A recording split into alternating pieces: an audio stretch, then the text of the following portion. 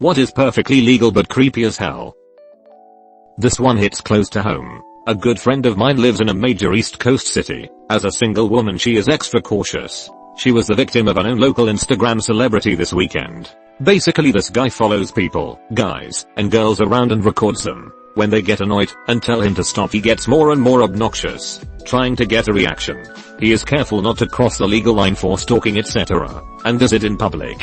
So be expectation of privacy. He then posts the inevitable freak out online. I'm not going to share the page. My friend made the cut because I don't want to grace this troll with the page views. TL. Doctor. Creepily videoing people in public.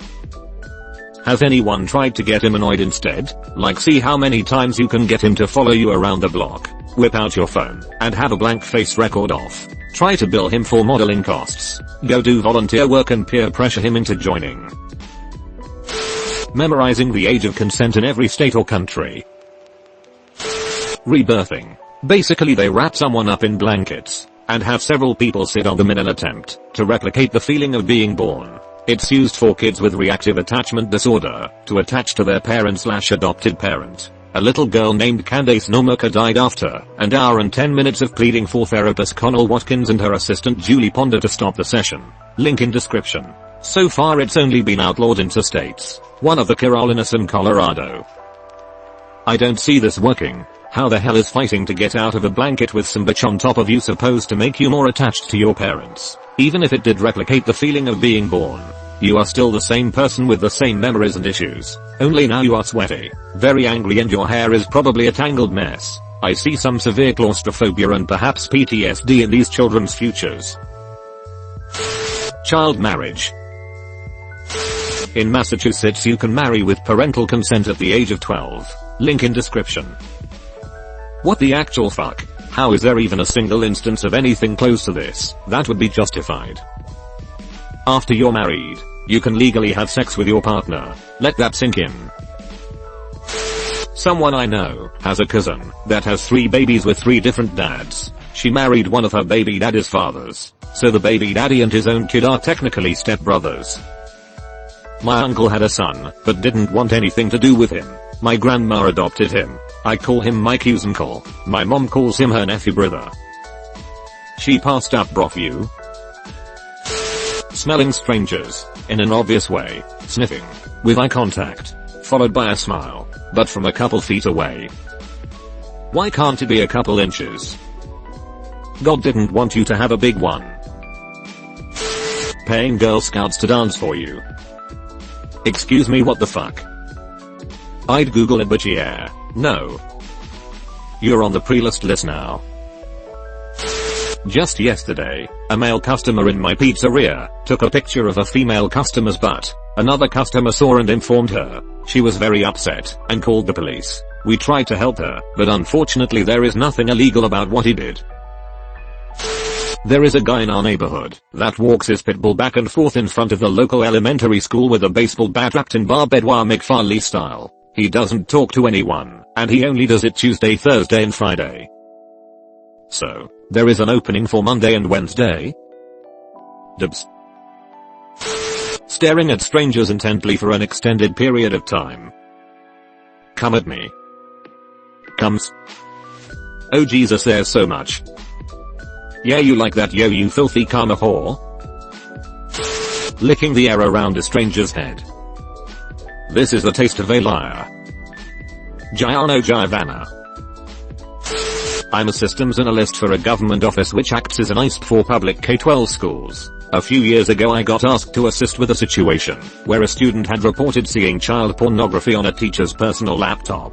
Now apparently this student had some behavioral issues in the past and was known for making things up because the faculty was determined not to approach the teacher or the police until there was concrete evidence. Unfortunately, because it was a personal device, we couldn't legally search it without a court order, so I decided to closely monitor his online activity. I quickly discovered that he was frequently visiting so-called child modeling websites, something I didn't even know existed until then. These sites feature little girls in provocative poses wearing string bikinis and other revealing attire, and because there is no actual nudity they are completely legal. I presented the data to the school principal and the teacher was fired for violating the MAU he signed when he connected his laptop to the school Wi-Fi. There was no legal action taken against him however, and from what I understand they had to be very careful when drafting his termination notice for fear that he could sue for wrongful dismissal. TL. Dr. Simperb was going to websites with toddlers and thongs and somehow that's legal.